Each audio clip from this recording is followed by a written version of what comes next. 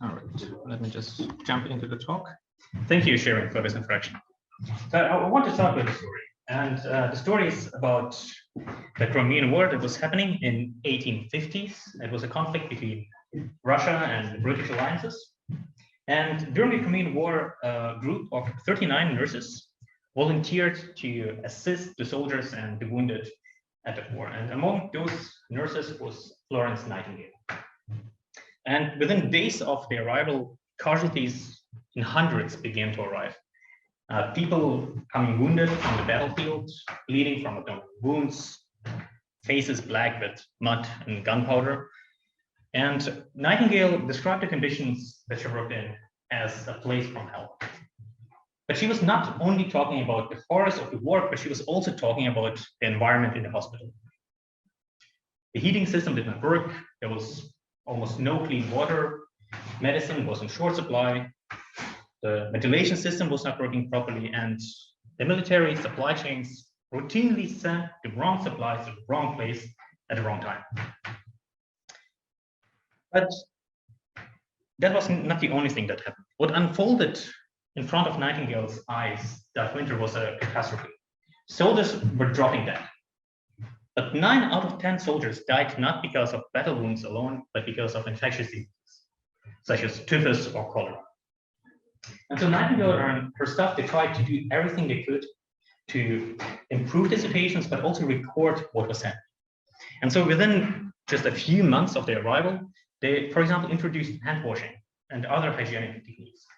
They, after 6 months, they flushed the defective sewage, so it was functional again, and they improved their ventilation system.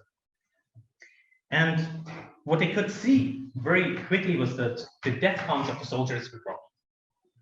And so Nightingale was convinced that those measures were very effective, and she was determined to convince the world of her findings. And so when she was back in England, she reached out to William Farr, who was a quite famous statistician at that point, and he was also her mentor. And together they went through the data that they collected and tried to identify if there's a meaningful correlation between the measures that they implemented and the death counts. And in fact, they found out that there is a strong correlation here. What they were not agreeing on was how to present this data. William Farr, being a statistician, said the only proper way to present the data is in the form of a table with a few footnotes. And Nightingale did not agree on that. She said she does not want to have any excuses for not being understood. So instead, she presented the data in the following way, where you see on the right side the death counts of the soldiers based on different months from year 1854 and 1855. On the left side, you have the death counts the year after. And what's interesting about this, that in this blue area, you see the death coming from infectious diseases. And you clearly see that the death counts is going down. And this visualization now is famous. What is less famous, though, is the text that accompanied this visualization. In the text, Nightingale described her experience during the war. And part of it said that, let us now ask how it was that our noble army all but perished in the East. And we shall at the same time learn how it has happened that so many hundreds of millions of the human race have perished by pestilence before the time. So instead of just showing the data in just a table, what Nightingale has chosen to do was to show the data in a form of visualization and accompany it with a story. And now Nightingale is considered to be one of the most influential people when it comes to hygienic measures in medicine. So years before the theory of germs and diseases was established, Nightingale was saving more life by better administrative measures in the hospital and hygienic measures than medicine could at that point. And this is what the story, or what the talk today is about. It's about a story, how we can tell a story with the data. So before I jump into this, I want to make clear what I'm not going to talk about. I'm not going to talk about how some visualizations are better than others. How typically bar chart is much better suited to show the relationship between data than pie chart. It is, but we're not going to focus on this. We also will not be talking about infographics or those beautiful charts and kind of have those nice illustrations, right? Because they don't tell a story. They're making a point, but they are not telling a story. 99% of infographics that you see like this, they're just conveying the data in a pretty form, but they are not telling a story. We also will not be talking about interactive data visualization, because interactive data visualization is meant to explore the data, but it's not telling a story. So we talk about stories. And stories have been around us for thousands of years. We see stories in cave paintings. Stories are kind of inherent part of our DNA. And some people even argue that stories are more important than our opposable thumb. Our thumb allows us to grab onto something, but stories tell us what to grab onto. And stories have been used for education. Heinrich Hoffmann, for example, wrote this book, The Struwwelpeter, in which he had 10 illustrative stories about how misbehavior ended in terrible consequences. And while we kind of think it's funny now, this was extremely effective at that point. And all of this was done with a story. Now stories are one of the biggest markets that we have. Every culture, every society consumes stories. And it's always been the case. Now we consume stories in form of movies, television series, books. If you read newspapers, most of it is written in a story. If you play games, you are part of the story. So stories are all around us, and it's inherent to what we are. And we can also tell stories with data. Hans Rosling, he was famously good in creating data stories. He was just brilliant the way he could convey data in a way that was informative, engaging, and made you feel something. So this is what the story is about. It's just connecting to the people. But still, we can ask ourselves, okay, why stories? What is good about a story? I mean, if you ask someone, what would convince you? A story or some hard data? Most of the people will say, well, hard data, of course, because I'm a rational person.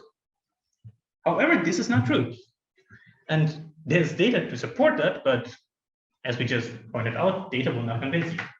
And I could also show you some studies that show that if you use a data structure in your scientific work, you will be more likely cited. If you use a data storage structure in advertisement, it's much more effective. But I don't want to talk about the studies. I want to show you something. So I saw this when I was listening to a podcast, which is called The Happiness Study. And in one of those episodes, there was Joshua Keller, who is an assistant professor at Yale in politics. And he was talking about campaigning. And the way campaigning typically works is that you go from house to house and you show some data to people and try to convince them of doing something. And as it turns out, it's just not working. If you have a certain opinion, you will not be convinced by data. Instead, they introduced what they called the deep campaigning. And this was in collaboration with the Los Angeles LGBT Center, where you see Dave Fleischer. And here is an interaction between Dave Fleischer and one of the people they talked to. And just before talking further, I just want to show you.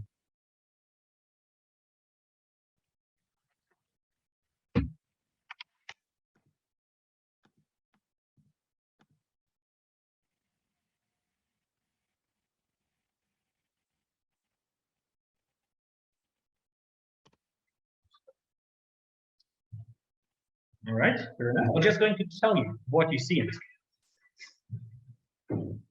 So what happens in this video is that David Fleischer is talking to the person and he asked him if he voted that gay people can get married. And the person says no. So what happens next then, they start to share kind of intimate stories about the experience. David Fleischer himself is a gay person, and slowly what you can see, what started as this indifference or almost hostility ends with being understanding, and by the end, he's changing his mind. All of it just within 2 minutes.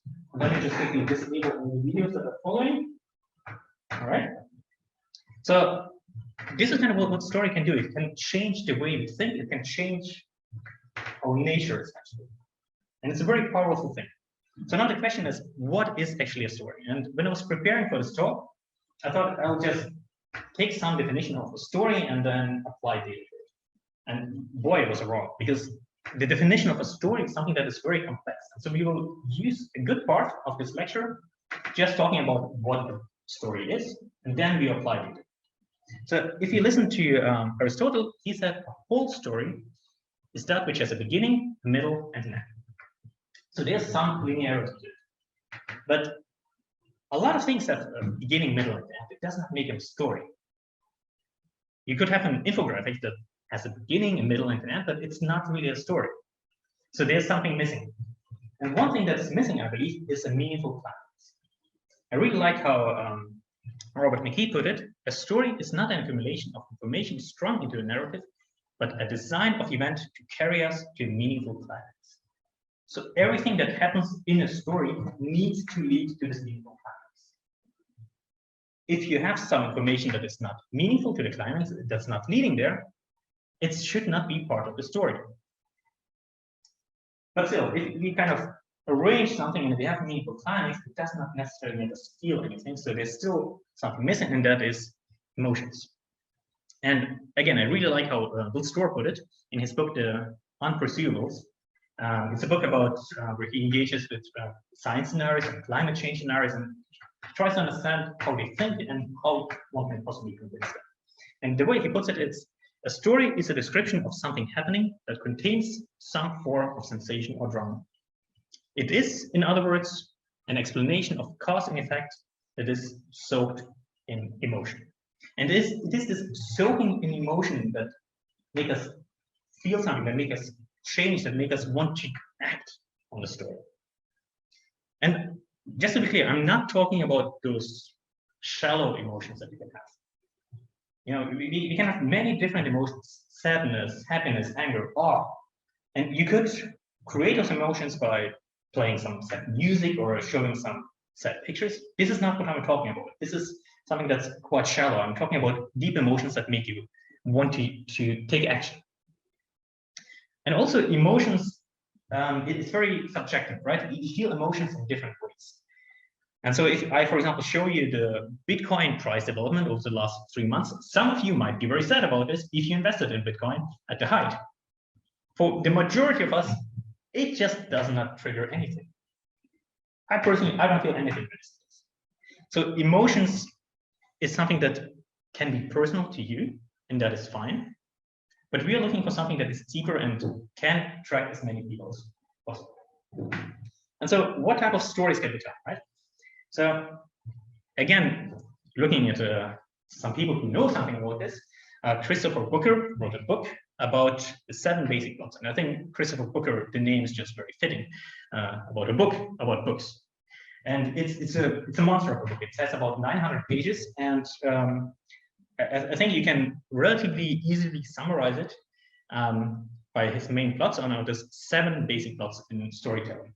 And the way he puts it, a story is not necessarily following just one of those plots. It can be a combination of them, but still it's helpful to identify those. So the first plot he's talking about is overcoming the monster. In overcoming the monster, you have the protagonist, the hero, that is facing some danger, something that is a threat to him or his homeland, and then he overcomes this danger. So Independence Day is a prime example, where bad aliens are invading US, Will Smith saves the day, kicks ass. Great.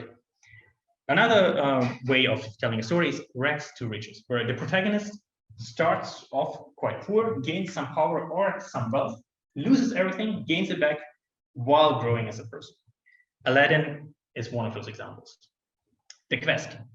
In The Quest, you have the protagonist that goes out to reach a certain destination or to get a certain object. Along the way, he faces multiple challenges, multiple temptations, but in the end, he gets there. So Harold and Kumar go to White Castle is a typical quest. Oops. Then you have Voyage and Return. In Voyage and Return, it's similar to the quest, but the protagonist needs to get to a certain place to do something or to obtain some knowledge that is only possible at that particular place. And then he comes back to his homeland, being wiser and smarter. So Back to the Future is one prime example. Then you have comedy. In the comedy, you have a light-hearted character that faces different problems and different difficulties in the life, and everything becomes more and more confusing. But in the end, a single incident releases all the tension, and you have a happy end. So most romantic comedies or romance movies in general are comedies, but also more classical things like The Big Lebowski fall under this category. The tragedy is where you have a protagonist. The protagonist has some faults, some inherent kind of mistakes that they produce, and those mistakes have consequences. They lead to more consequences. In the end, maybe the protagonist dies or something bad happens. So Romeo and Juliet is a classic tragedy. And then you have rebirth. In rebirth, you have the protagonist. Something is happening to the protagonist. Something is forced upon him that makes him change and grow as a person. So things like Despicable Me is a classical rebirth plot, where Gru is forced to raise those 3 little girls, and he grows as a person, becomes a better person. Okay, so this is great. It gives us some kind of form of framing the story, but it not really tells us how to apply data to it. So we still need some structure. So what is a story structure? And again, there are many different structures that you can look at. I will be looking at 2 very simple ones that I think are very suitable for data. So the first structure we will be looking at is the Freytag's pyramid. This is a structure of dramatic work viewed as 2 parts, play and a counterplay. So it looks like this. So you have in the beginning the exposition. It introduces important background information. So if you have, I don't know, a lot of rings, it could be Frodo is introduced, he lives in the Shire, and you also have Gandalf, he's a Greek magician. Then you have rising action. This is a series of events that builds towards the point of interest. So again, talking about the rings, the Fellowship goes out to destroy the ring. Then you have the climax. In the climax, it's the most important point that changes the protagonist's fate. So Frodo destroys it. Then you have falling action. This is resolvement and conflicts of conflict. So Frodo destroyed the ring, Sauron is defeated, Fellowship is traveling back again. And resolution, this is the end. Conflicts are all resolved, tension is released. So my problem with this structure is that it's very symmetric. And you don't have books that take half of the book until they reach the climax, and the rest of the book is about falling action. This is just, it would be too boring. So what I like more is this 3x structure. It's very similar to the pyramid, it's just it's very skewed. So in the first act, you have the exposition. Again, this is just describing what happened before. This is introduction to the world. And then you have one inciting incident that starts the whole story. So this is, for example, Frodo getting the ring, and they find out this is the one ring. Then you have the midpoint, which is the rising action. This is the Fellowship going out, trying to destroy the ring. Then, shortly before the end, in the denouncement, you have the climax. The ring is destroyed, and then you have a lot of very fast falling action and the end. And I think we can apply data to this structure. So if we apply data to this structure, what we have is we have the exposition. This is the background information of our data. So this is where's the data coming from? What is the range of the data? What is actually what we're talking about? The inciting incident is the deviation from expectations. So what is the piece of information in the data that you found that made you go like, this is actually interesting. Let's look into this. And then you have rising action. This is the supporting data that leads to your climax, which is your main insight that you want to present in this data. And then it becomes a bit fuzzy again, where you have the falling actions. Those are the recommendations, what you can do next. And resolutions are typically described as the next steps. But now again, if you just apply data to this form, it does not mean you will get a story out of it, right? And one thing that inspired me to this presentation was a podcast that I heard quite a while ago. It's a Data Stories podcast. And in episode 35, they invited Alberto Cairo and Robert Cosera. So this is a podcast by Enrico Pettini and Boris Stefano. And they talked about visual storytelling. And, you know, if you listen to it, they will not come to a conclusion. They are kind of differentiating opinions what a visual storytelling is. But what I really liked was the definition by Alberto that he gave, that maybe a story or data story is not something that you can define, but it's a continuum. And so he says, okay, maybe we can go from annotation to narration to a story. And so there's a continuum how we can present the data. So in other words, it's something where you have data on the one side and people on the other side. Or how I like to put it, you have the author on the one side. This is the world where the author lives in. This is where he is familiar with. and the audience on the other side. And what a story can help you to do is it can bring you the audience closer to your world. So the point of a data story is not just push everything out in a story and use the format. It's more, if you want to convey your data to someone who's not familiar with it, the further away they are from the data, the better it is to use a story, the more effective you will be to grab their attention. So this is kind of the whole point, right? So if you have, for example, if you want to show your colleague the data, it's not the best idea to try to put it in a story because they're familiar with the data anyway, so just a bit of annotation is enough. If you're someone who is still in science, maybe you can use a bit of narration to guide them through it, what it actually means. But as soon as you talk to someone who's very unfamiliar with the field, a story will be much better suited to grab their attention and to get them interested. And then once they're interested, what the data story should do is it should allow the people to interact with the data so they can actually explore it themselves. It's not about just presenting everything, it's getting the people to be interested in the data you want to present. So I want to just give you briefly quick examples of what I mean with annotations, narrations, and storytelling. So this is an article by the LA Times where you have this bubble chart and it shows you the crime changes. Violent crime change and property crime change. And you see on the upper right side, this is the bad area. This is where the crime increased in both cases. And this is what they clearly say, it's worse. On the lower left side, they say, okay, this is better. This is where you want your state to be or your country to be. So this is clearly an annotation. It's not a story because if you want to get a story out of it, you need to engage with the data. And it's something you will form yourself. And then we have narration. So this is an example I really like from Bloomberg, where they ask, okay, what is warming the world? And they show you how the temperature changed, and then they look at different causes that might be. Could be maybe that the world, the Earth's orbit is just moving a bit. Then they look at it, okay, that would not have an effect. And they look at different causes and kind of guide you through it. And then in the end, they say, okay, you know what? Let's look at greenhouse gases. And then suddenly you say, okay, it just fits. And it ends again with something where you have all the different data in front of you and you can just explore it. So it takes the user towards this narration to the data where the user is able to explore the data and is actually interested in it. Another example that I also very like, which I would consider to be a story, it's Out of Sight, Out of Mind project, where it starts with just some text talking about the drone bombs in Pakistan. And it first states about 3,450 people died because of drone strikes, and only 2 of them were high importance targets. And the rest of them are children or civilians or people that are actually not definable, which they call others. And it gives you this text first, and then there's this animation that starts. And you see those bombs coming in over the years, and then at certain points, the animation stops to give you a bit more information. It kind of continues to tell the story. There's one point where Obama is becoming a president, and you think, okay, maybe the bombs will, the frequency will drop now, but then suddenly it just increases and explodes. And that was, for me, a very surprising moment. And again, what it ends with is it gives you the opportunity to click on every single data point. And if there's data provided about that person, it gives you the background information that allows you to explore the data yourself.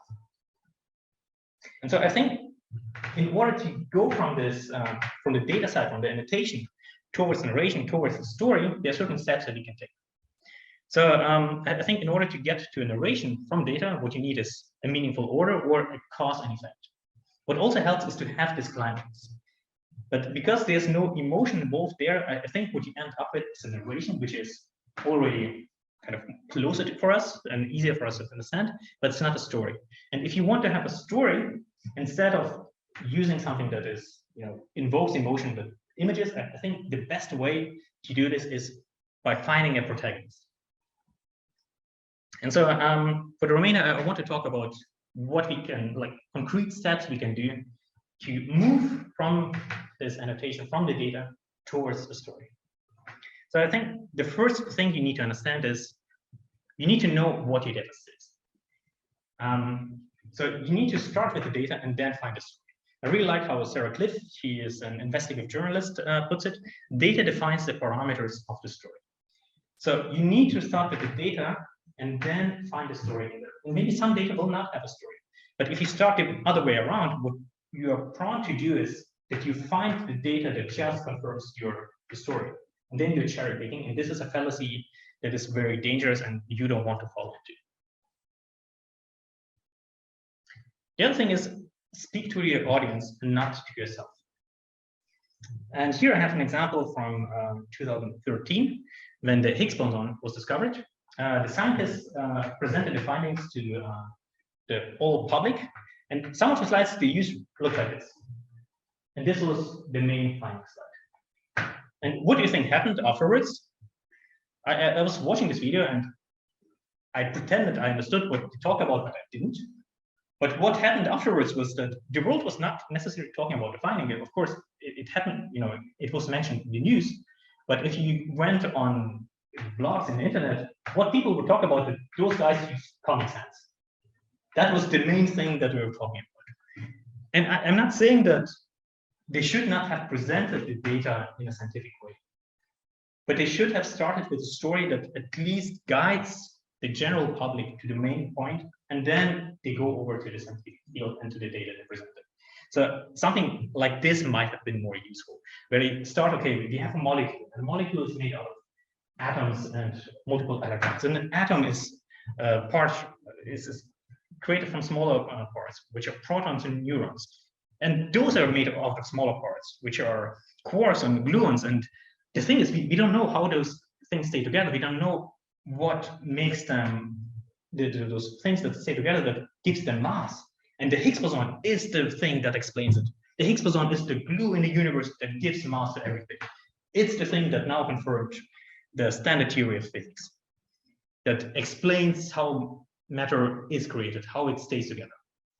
And that is just mind-blowing. This is fantastic that they discovered it, but presenting it in that way is just, it's not conveying this importance.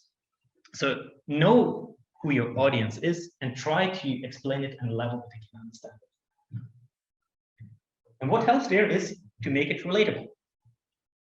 And I really like this, those small graphics from Factorism page, where they have some random facts and they accompany it with a graphics. So here is one that says an average person produces 25,000 liters of saliva in a lifetime, the equivalent of 2 swimming pools. We are really bad in understanding numbers, right? Especially if it's a very high number or a very small number. And 25,000 liters of saliva is one of the things it's hard to understand. We know what a liter is, it's a milk carton, but 25,000 of those, again, it becomes hard. And so putting this into perspective and something that we can visualize and understand is something that helps a lot. And I think this is also one of the problems that we had when we communicated findings about global warming, because it happens on such a scale that is just very hard for us to understand. I think that Randall Munroe, who is doing the XKCD comics, did this really well, where he had this very, very huge illustration that you need to scroll through, and he starts somewhere about 20,000 BC, and then you scroll through and you scroll through, and you see that the temperature just changes slightly. It's like a small wave going forward and back. And then in the middle, you have about 9,000 BC, where the last North American Pokemon goes extinct, and you still see, okay, the temperature is just moving very slightly. And then you come towards the end where you see it suddenly shoots out. And forcing the user to go through all of this timeline and then just see those small variations that, climate change deniers often say, well, but the Earth was cooler and warmer before we saw the changes. But no, you didn't, because it did not change in this rate. So this is something that makes it very relatable, and I think it's a very effective example.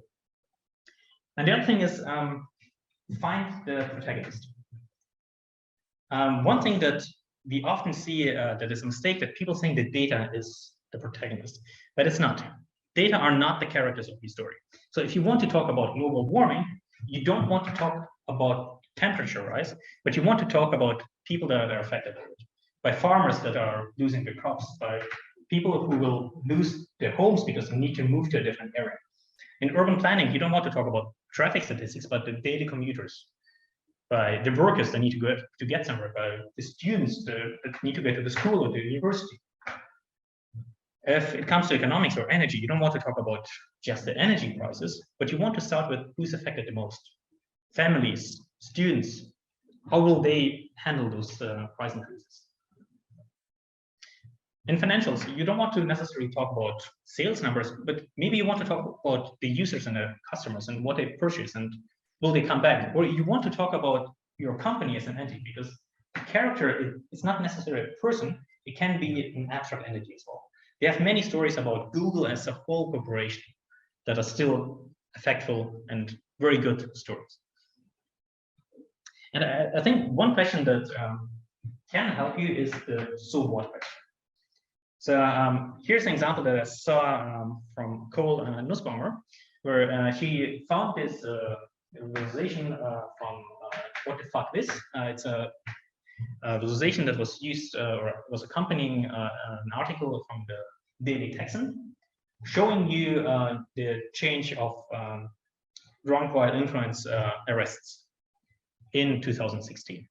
And then, so I found this article online, and this is the visualization that we see there. And I mean, clearly it's not a visualization, it's just an infographic, it's a data. So the question now we can do is, okay, so what? So first thing we can do is now we can start moving this data to annotation and then narration into a story. So what we can do there is, okay, let's plot it first. So the first thing we see, and of course hidden there, it's drunk while influence, WI, arrests. And we see that the chart goes down and goes up. Okay, it's not really that informative yet, because this background information is kind of missing.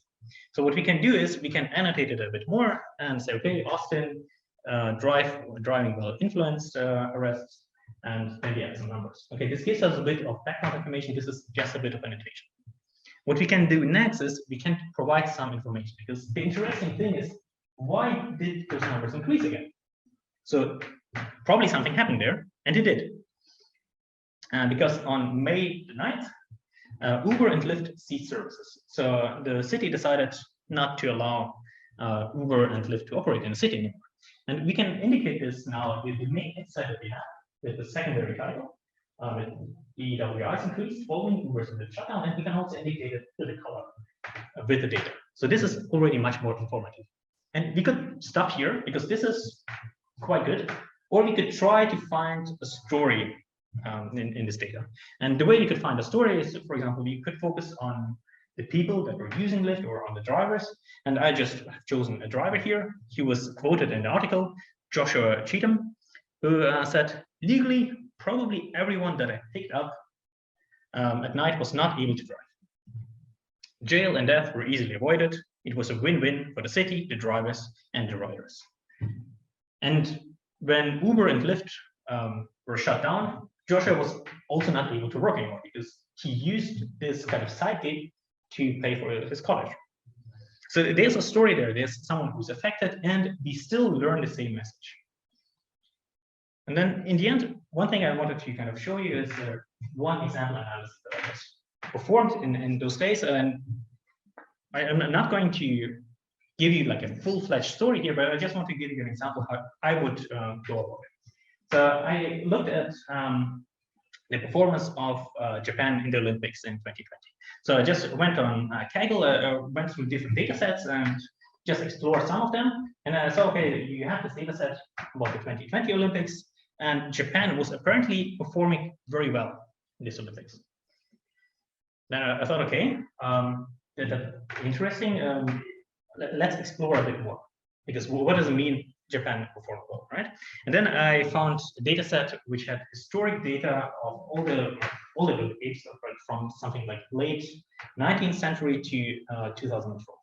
And I just wanted to look at this. Then I looked, okay, if we plot all the medals, what information do we see there? Okay, we see that the medals are very skewed to the left, so that means a lot of countries get just a few medals, and there are only a few players that actually are performing well overall. Okay, this is interesting, but it's not leading me to a story. Then I looked, okay, how are different states performing? So here I plotted the medals that US won on different years, and in red you see the years when they were hosting the Olympics. And it looks like they performing quite well, but I cannot really see this from this data. Then I looked at United Kingdom. Again, we see that UK performed really well sometime in early 19th century or 20th century, but it's really hard to kind of understand this. And then I thought, okay, how about we plot all of those together, right? So now we have, again, the timeline. You have all the competing countries, and the one that is hosting is shown in red. And it kind of looks like, okay, they seem to be quite high most of the time, or higher than the rest. So you might be onto something here. And then I thought, okay, how about we just now look at individual countries and see how they performed. And here we see the number of medals that they got in gray at different years. In turquoise, you see the average medal count. And in red, you see the years where they were hosting. And you see pretty much all of the time, except for one time for United Kingdom, they were performing much better when they were hosting the Olympic Games. Okay, I think this is interesting. And if you look closer, we also see Japan there, which was exceptionally well in 2020. So then we can look, okay, just looking at the 5 top performing countries. So I left out the indication for Russia on the top part. This is the data point for Russia. If you look at, okay, how much did they improve on average? Turquoise, where they were not hosting, just participating in the games. And we always talk about summer games in this case. And the average when they were hosting. So we see, okay, there seems to be a clear increase for everyone. And then I thought, okay, what about if we just look at all the medals? Because it might be that they only improved in just a bronze medal, right?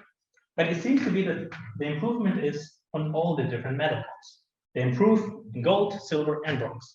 So this is interesting. And then I did some statistical analysis. It's actually a significant difference, and it is.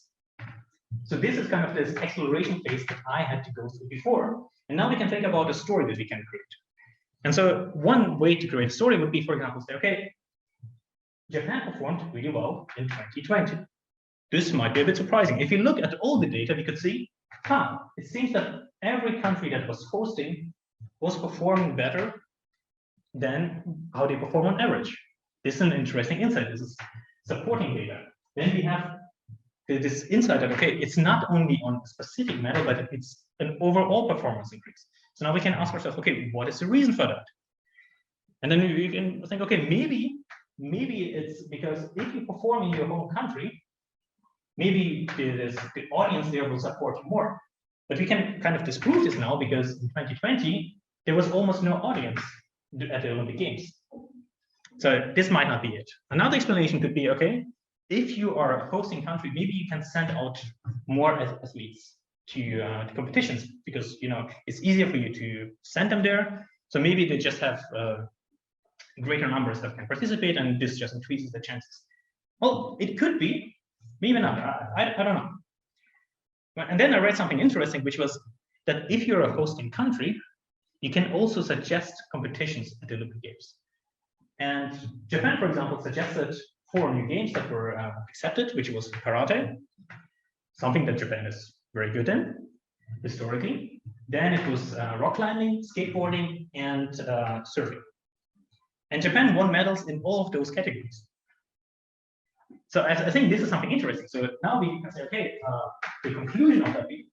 So if there would ever be Olympic games in the Philippines, maybe they should introduce sepak takraw, which is this funky sport where instead of using your hands for a volleyball, you use your feet.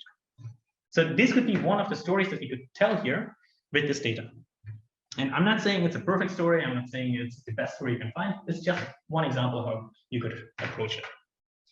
So with that, we are coming to a resolution. And in the end, I just want to briefly show those slides with some interesting examples and some sources that helped me for this talk. And I'm looking forward to a potential discussion with you guys.